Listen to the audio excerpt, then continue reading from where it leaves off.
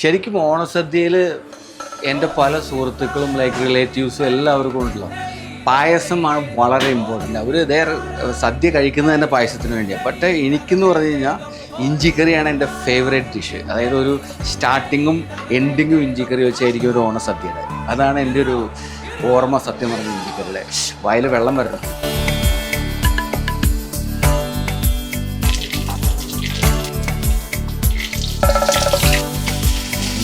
നമ്മുടെ ഇഞ്ചിക്കടിയുടെ ഒരു പ്രത്യേകത എന്ന് പറഞ്ഞു കഴിഞ്ഞാൽ ഇതിനകത്ത് നമ്മൾ കുറച്ച് തേങ്ങാക്കൊത്ത് ആഡ് ചെയ്യും. പല സ്ഥലങ്ങളിലും ഞാൻ കണ്ടിട്ടുള്ളത്. നമ്മുടെ താമരയുടെ റെസിപ്പിയിൽ we add little bit of coconut stake. ഇഞ്ചിക്കറിയുടെ ഒരു ബേസിക് ഇൻഗ്രീഡിയൻസ് എന്ന് പറഞ്ഞാൽ ഡെഫിനറ്റ്ലി ജിഞ്ചർ ഉണ്ട്. ഇഞ്ചി അല്ലാതെ മെയിൻ ഇൻഗ്രീഡിയൻ്റ് എന്ന് പറഞ്ഞാൽ 2 ഇൻഗ്രീഡിയൻ്റ് ആണുള്ളത്. ഒന്ന് നമ്മുടെ ശർക്കര ജാഗറി, പിന്നെ അടുത്തതെന്ന് പറഞ്ഞാൽ പുളി. അപ്പോൾ അതായത് മധുരവും പുളിപ്പും കൂട്ടിയിട്ടുള്ള ഒരു ടാങ്കി ഫ്ലേവറാണ് ഇഞ്ചിക്കറിക്കുള്ളത്.